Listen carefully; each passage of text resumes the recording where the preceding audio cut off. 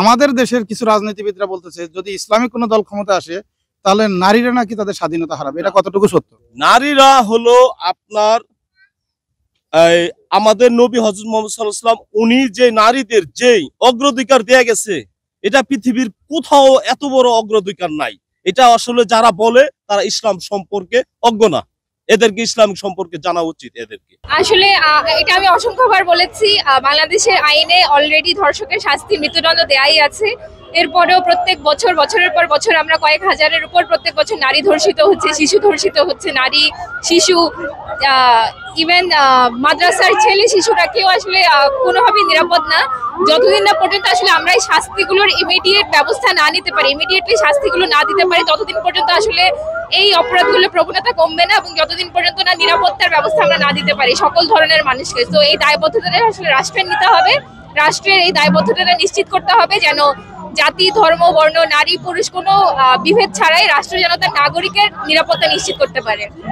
আচ্ছা, ধর্ষকরা এই ধরনের কাজ বারবার করার কেন সাহস পাচ্ছে? আসলে সরকারের কোনো গাফিলতি বা কোনো সাইডে কোনো ফাঁক ফোকর আছে কিনা?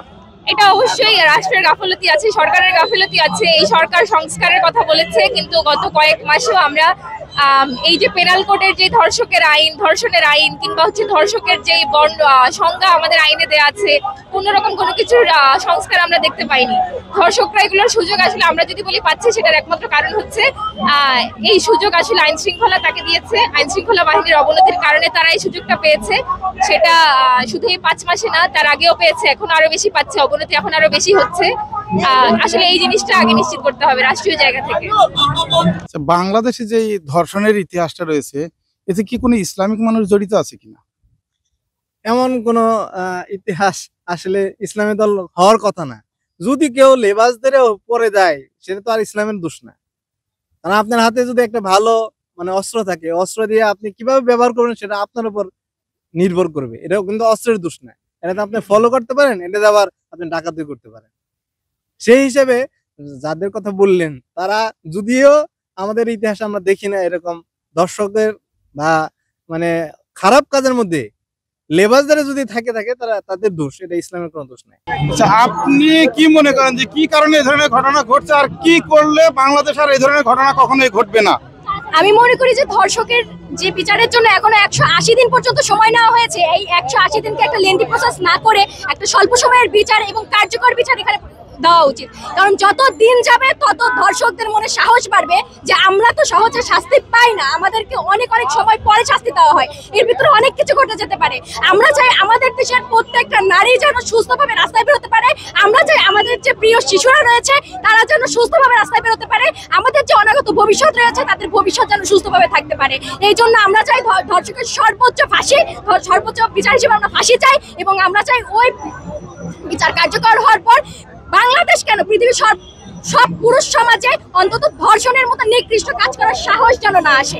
আইনমন্ত্রীর উদ্দেশ্যে আমি একটা কথাই বলবো যে তিনি যেখানেই আছেন, যে অবস্থানে আছেন, তার জায়গা থেকে যেন তিনি সর্বোচ্চ পদক্ষেপটি নেন এবং সেই পদক্ষেপটি যেন আমাদের সমাজ, আমাদের আইন শৃঙ্খলা বাহিনী কার্যকর করতে পারে। তার জন্য যা করা দরকার উনি যেন সেই সকল ব্যবস্থাগুলো নেন। এটাই।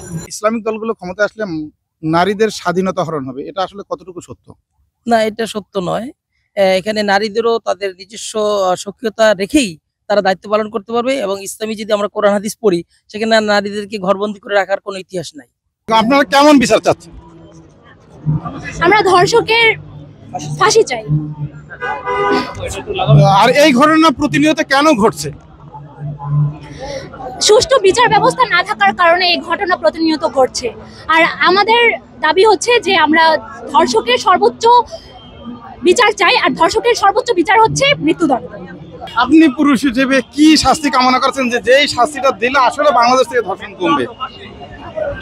আমি মনে করি লাস্ট যে 10টা ধর্ষণ হয়েছে, 10 জন ধর্ষককে আপনি প্রকাশ্যে ফাঁসি দেন, এরপর থেকে দেখেন না কয়জন আর ধর্ষণ করার সাহস পায়। আপনি লাস্ট যে 10 জন করছে 10 জনের শাস্তির ব্যবস্থা করেন, তারপর দেখেন আগে শাস্তির বিধান ঠিক করেন, তারপর দেখেন কিভাবে ধর্ষণের সংখ্যা কমে আসে। আমার এটাই আমার থাকবে, আহ্বান থাকবে। We want justice! We want justice! We want justice! We want justice! We want justice! Asiya! Asiya! Asiya! Asiya! সংগ্রাম সংগ্রাম সংগ্রাম সংগ্রাম রাজপথ রাজপথ রাজপথ রাজপথ Hasina Hasina Hasina Hasina We want justice. We want justice. We want justice. Direct action. Direct action. দর্শকের ঠাঁই নাই। দর্শকের বাংলায়। দর্শকের ঠাঁই নাই। দর্শকের ঠাঁই নাই। দর্শকের ঠাঁই নাই। আগুন জ্বালো। আগুন জ্বালো। রাজপথ রাজপথ। আরো দেব রক্ত। Hasina Hasina Hasina Hasina Hasina Hasina We want justice. We want justice. আর করতে হবে দর্শকের মৃত্যুদণ্ড কার্যকর করতে হবে দর্শকের মৃত্যুদণ্ড We want justice. We want justice. We want justice. Hasia, Hasia. Hasia, Hasia. এই বাংলায় হবে না দর্শকের ঠিকানা এই বাংলায় হবে না দর্শকের ঠিকানা We want justice. We want justice. We want justice. We want justice. Hasia, Hasia. Hasia, Hasia.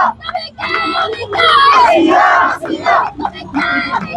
Hasia, Hasia. সিদ্ধান্ত মোতাবেক আমরা ঢাকা বিশ্ববিদ্যালয়ের বিভিন্ন ডিপার্টমেন্ট ক্লাস পরীক্ষা বর্জন কর্মসূচি গ্রহণ করেছি। তার প্রেক্ষিতে ঢাকা বিশ্ববিদ্যালয়ের দর্শন বিভাগ সকল ধরনের ক্লাস পরীক্ষা বর্জন করতেছে আজকে থেকে। বিভিন্ন পর্যন্ত আসিয়ার দর্শক সহ সারা দেশে দর্শকের বিচার হচ্ছে, ততদিন পর্যন্ত আমরা ক্লাস পরীক্ষায় ফিরতেছি না। ওতে আমরা স্বরাষ্ট্র মন্ত্রণালয় স্বরাষ্ট্র উপদেষ্টা বরাবর বলে দিবার চাই, আপনারা যত দ্রুত সম্ভব এই আসিয়ার দর্শকের বিচার করুন এবং সারা দেশে দর্শক ও নিপীড়ন বিরোধী সর্বোচ্চ শাস্তি যেন ফাঁসি হয় সেই আইন কার্যকর করুন। যতদিন পর্যন্ত না এই আইন কার্যকর হচ্ছে ততদিন আমরাও ক্লাস পরীক্ষায় ফিরবো না। এবং আমাদের এই কর্মসূচি আজকে থেকে শুরু হচ্ছে এবং আমাদের সাথে ঢাকা বিশ্ববিদ্যালয়ের অন্যান্য ডিপার্টমেন্টের একত্রতা পোষণ করেছে। তাদের সকলের প্রেক্ষিতে আজ থেকে ঢাকা বিশ্ববিদ্যালয়ের কয়েকটি ডিপার্টমেন্ট ক্লাস পরীক্ষা বর্জন কর্মসূচিতে যাবে। তার ভিতর দর্শন বিভাগ, আন্তর্জাতিক সম্পর্ক বিভাগ, সাইকোলজি বিভাগ সহ আরো কয়েকটি বিভাগ আমাদের সাথে যোগাযোগ করতেছে। আপনাদেরকে বলবো, সংবাদকর্মীদেরকে বলবো, আপনারাও আমাদের সাথে থাকুন এবং এই দর্শকের বিচার নিশ্চিতে আপনারা সবাই যেন আমরা কাঁধে কাঁধ মিলিয়ে রাজপথে থাকতে পারি, সেই আশা ব্যক্ত করে আমি আমার বক্তব্য এখানে শেষ করছি। আজকের মতো আমাদের প্রোগ্রাম এখানেই শেষ। আমাদের সন্ধ্যা 6টায় ডিপার্টমেন্টের অন্যান্য ব্যাচ সহ আমরা আর একটা র্যালির আয়োজন করব, নিপীড়ন বিরোধী মঞ্চে যোগ দিব। সকলকে আসার অনুরোধ রইল এবং 14 দিন পর্যন্ত দর্শকের বিচার হচ্ছে, আমাদের কর্মসূচি লাগাতার কর্মসূচি চলতে থাকবে।